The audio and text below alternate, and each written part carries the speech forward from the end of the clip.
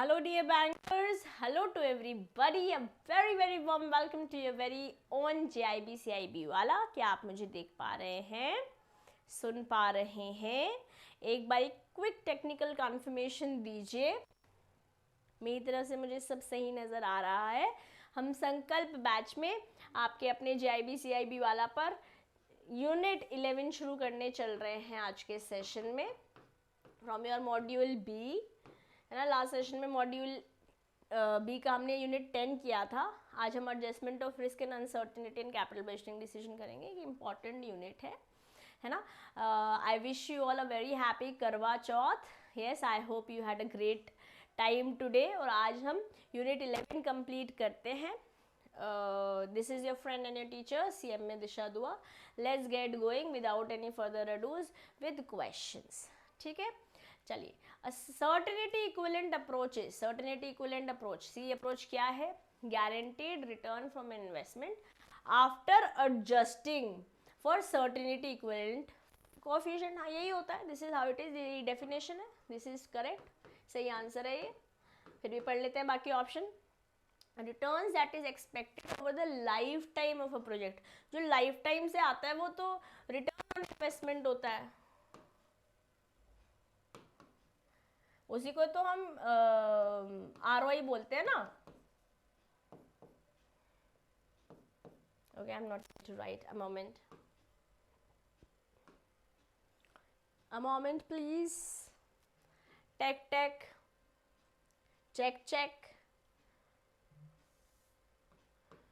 ठीक है, फिर अपन क्या है इक्वलेंट टू NPV, तो IRR होता है इससे। तो इन इम्पॉर्टेंट कॉम्पोनेंट डिसीजन एनालिसिस, ये सही बात नहीं है। सर्टेन इक्वलेंट के बारे में बात कर रहे हैं, तो ये गारंटीड रिटर्न है from an investment after adjusting for certain equivalent coefficient. इसलिए आंसर है A to the question on the screen. बहुत अच्छा क्वेश्चन है, एक अच्छा क्वेश्चन है गाइज। यहाँ ये एग्जाम में क्वेश्चन बनने की पॉसिबिलिटी काफ़ी है। ठीक, चलिए नेक्स्ट क्वेश्चन देखेंगे। Scenario analysis is considered under scenario, खराब से खराब, वर्स्ट सिनेरियो में। ठीक है जी। बेस केस मतलब जिसको आप पैरामीटर जैसे ले रहे हैं, ओके जी। बेस्ट सिनेरियो में, ओके जी। तो आंसर क्या हो जाएगा? सिनेरियो एनालिसिस कहाँ पे लगेगा? सभी सही है, all of the above is correct. Question number 2 कहाँ पे कंसिडर करेंगे? इन सारी सिनेरियोस में कंसिडर करेंगे। ओके, अब सेंसिटिविटी एनालिसिस पे चलते हैं। Sensitivity analysis is useful in decision making because, क्यों है डिसीजन मेकिंग में? क्योंकि प्रोबेबिलिटीज बताता है जो कि एसोसिएट होती है हर एक आउटकम से।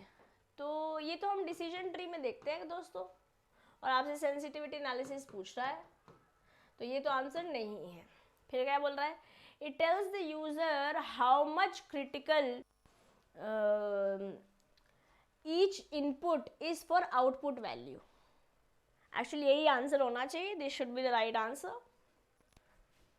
यही होता है सेंसिटिविटी एनालिसिस, बताता है कि एक यूजर को कि कितना क्रिटिकल है हर एक इनपुट जो डल रहा है या आउटपुट वैल्यू निकालने के लिए। ओके, नेक्स्ट क्या है? It allows to calculate the probable result under different scenarios. ये तो हमने पीछे सिनेरियो एनालिसिस देखा, पीछे वाला क्वेश्चन सिनेरियो एनालिसिस ही था। Best case, worst case, base case. The result of sensitivity analysis are reliable. ये बात सही है बट उतनी भी नहीं है। I think this will be the right answer. Question number 3, ये बात सही है, D point is correct but more correct will be B to the answer on this question number 3।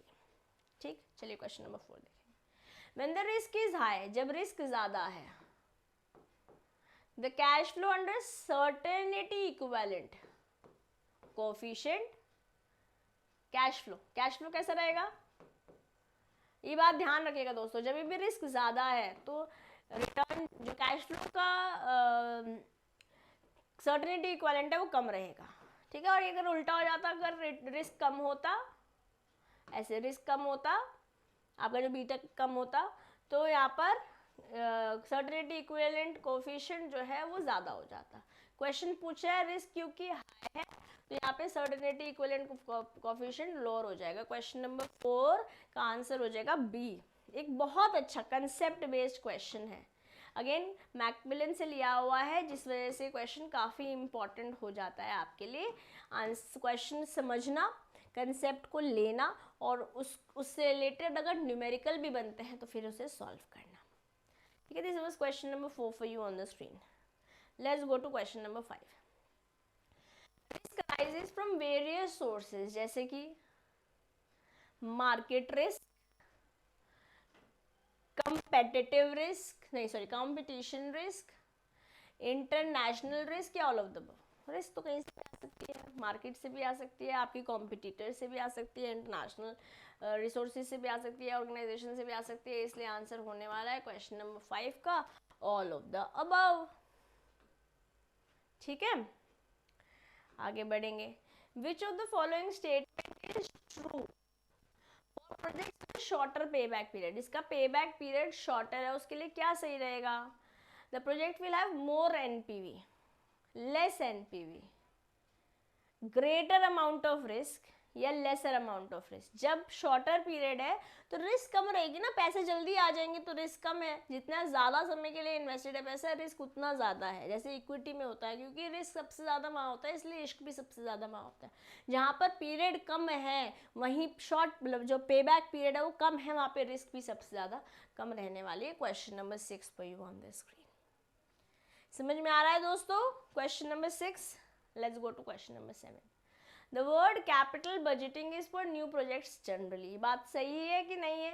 Capital budgeting basically long term के लिए use होती है, ये बात तो 100% है। इसको हमने शायद लास्ट सेशन में किया था, है ना। नए प्रोजेक्ट्स के लिए यूज़ होती है जी, ये बात भी सही है और यहाँ से भी एग्जाम में आपको क्वेश्चन देखने को मिल सकता है। एक अच्छा क्वेश्चन है, कंसेप्ट बेस्ड क्वेश्चन है। ठीक है, 1 लाइन क्वेश्चन और के लिए ट्रू और फॉल्स आपको सही आंसर मतलब आपको प्लस या माइनस तो नहीं, प्लस मार्क्स या 0 मार्क्स दे सकता है। Which of the following is the correct about sensitivity analysis. ठीक है, the uncertainty of future movement of certain variables can move either way, that puts all our present estimates in the project investment to a jeopardy। Sensitivity analysis में ये तो हो सकता है। The variables and important components of capital budget are cost, revenue and net profit. Variables और components, सही बात है, ये सही है।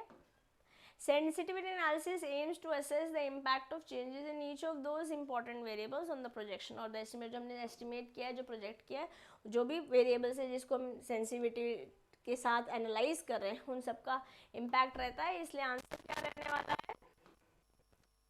Question number 8 answer will be all of the above. और कहीं ना कहीं मैंने सेंसिटिविटी एनालिसिस को पूरा कवर करने की कोशिश करी है इस क्वेश्चन के थ्रू। ठीक, आइए 9th क्वेश्चन की ओर चलते हैं। I think this one is the last one. Let's C.